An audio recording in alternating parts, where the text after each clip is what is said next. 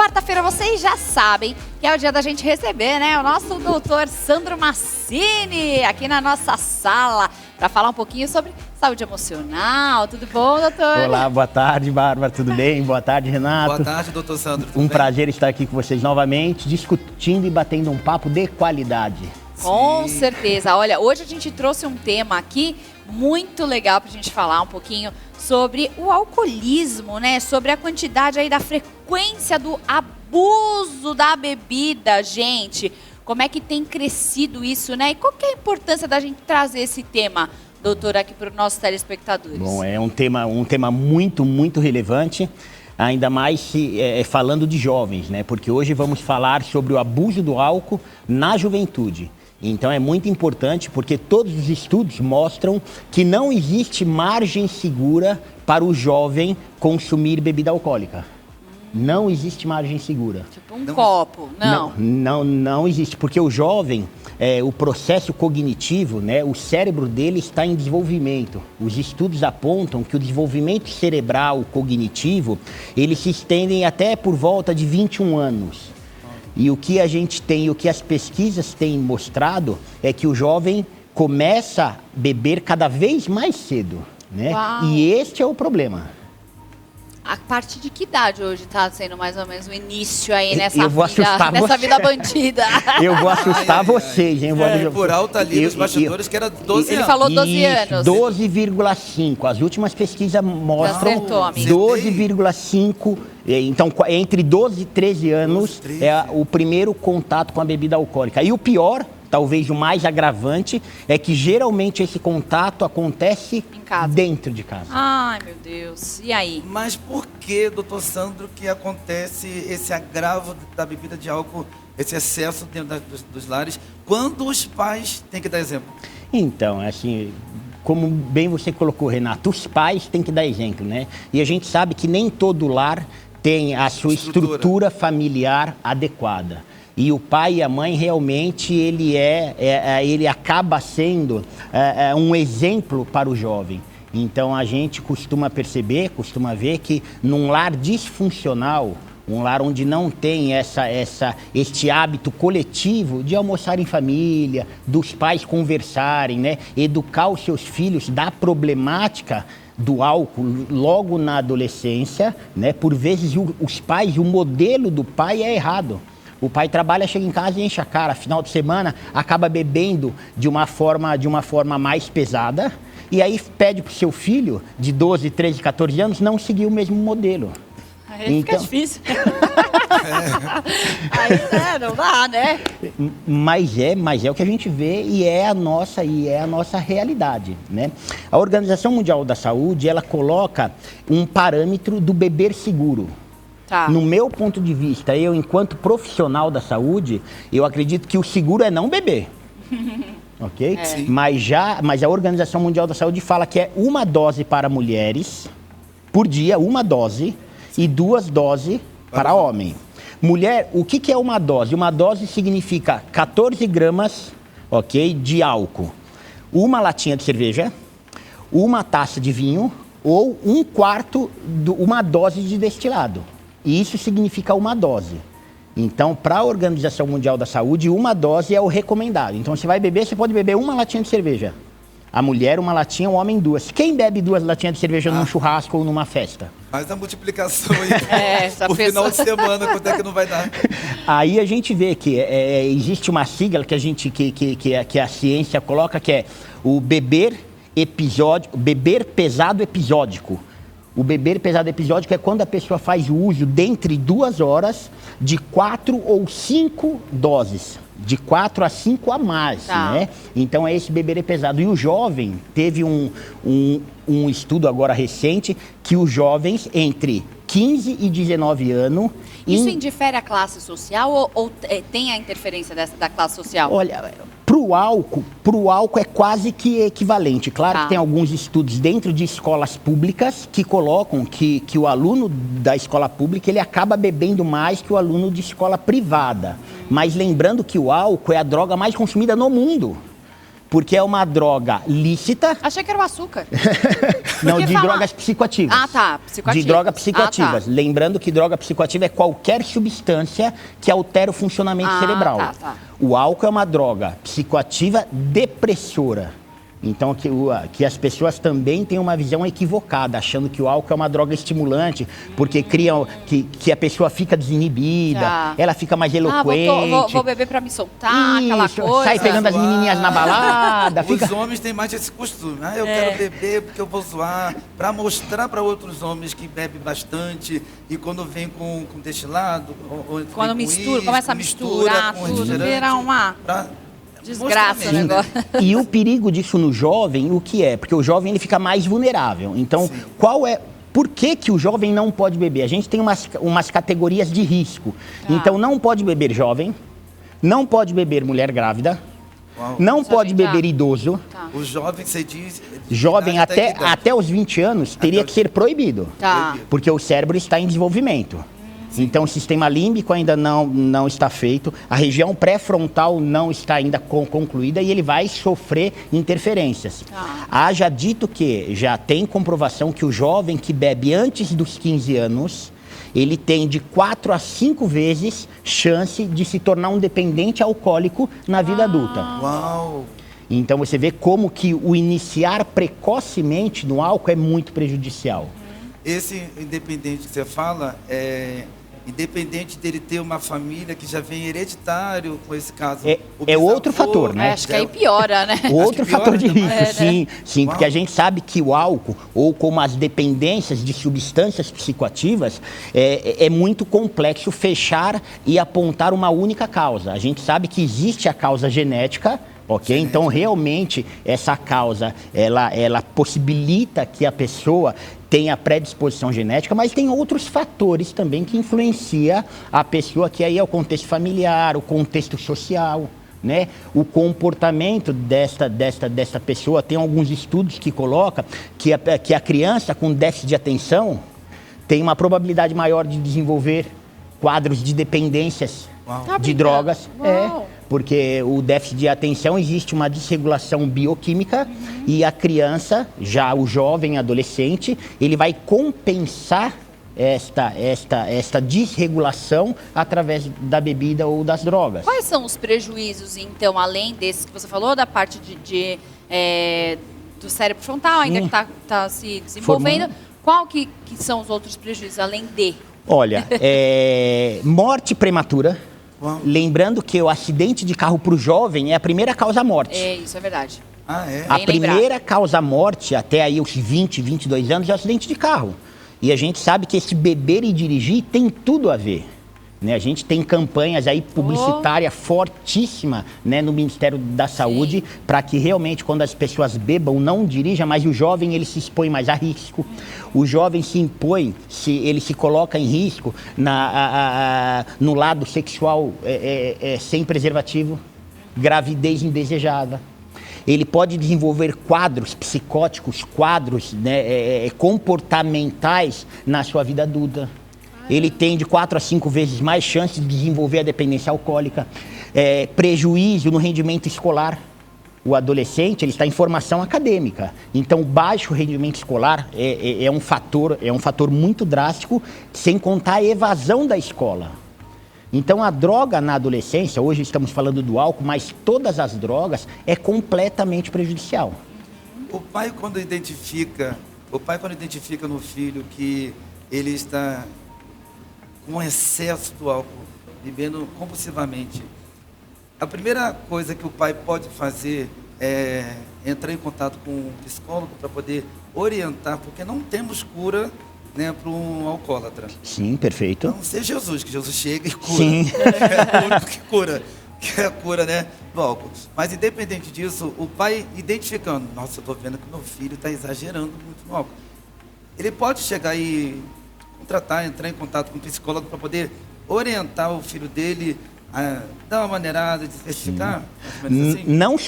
Assim? Não só pode, como deve. Eu acho que é obrigação dos pais obrigação dos responsáveis zelar pelas nossas crianças, pelos adolescentes. Então, isso é uma obrigação de todo familiar, uma vez constatado, né, que o seu filho está abusando de álcool ou de qualquer drogas, ou ele mudou o comportamento de forma abrupta, ele se isolou de casa, ele se isola no quarto, ele fica 24 horas, enfim, em computador, em videogame, alguma coisa, algo disfuncional está acontecendo. É muito importante que busque ajuda. Geralmente, ajuda de um profissional médico, de um profissional especialista em saúde mental. E a gente sabe que na UBS você consegue de forma gratuita, nos CAPs, a gente, verdade, o Centro a Atenção Psicossocial, a gente tem CAPS álcool e drogas, que é o CAPS AD, que é específico nesse caso. Então, realmente, a gente tem, assim, o familiar tem meios de buscar ajuda. E aquele que tem condição, um plano de saúde, recorre ao serviço privado, né? O que não pode é se omitir. Tá. Porque como uma doença, como todas as doenças psiquiátricas, né, são doenças crônicas, que quando não tratada, ela progride para quadros piores. O alcoolismo, né, a dependência alcoólica é uma deles. A dependência alcoólica geralmente é porta de entrada para as outras dependências, para o abuso de outras substâncias psicoativas, sem contar doenças comórbidas. Porque geralmente o dependente alcoólico, ele não é só um dependente alcoólico, ele tem um quadro de depressão, sim, ou uma ansiedade. Alguma coisa até usa o alcoolismo para tampar isso, né? Para ocupar um espaço que ele quer preencher, né? Perfeito, perfeito. Porque tem pessoas que têm algum diagnóstico psiquiátrico, não um diagnóstico, tem algum problema psiquiátrico, não tem um diagnóstico adequado, ok? E vive numa perturbação, numa ansiedade muito ruim e recorre às drogas como balizador. Em vez de buscar orientação profissional e o remédio específico para que ela entre em equilíbrio bioquímico, busca as drogas. E a Bárbara tinha falado a respeito de tampar a carência, não foi? Uma coisa Sim, assim? sim. Tampar a carência. E o doutor Sandro tinha falado também acerca da juventude, que os jovens, hoje em dia, eles usam muito a bebida para diversão. Hoje eu vou zoar. Flamengo ganhou, vou beber todo, aquela coisa toda.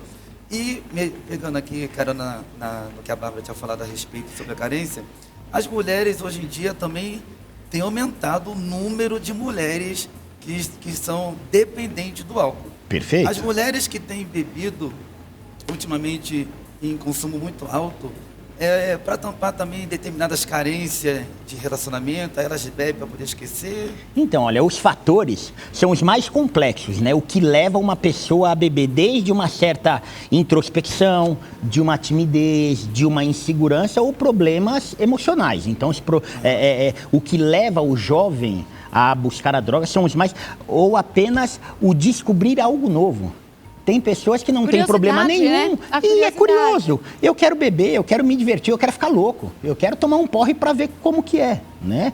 Agora, nas últimas décadas, talvez na última década, o que tem assustado, né, os cientistas, os médicos, é que o consumo das mulheres está tomando à frente o consumo dos homens.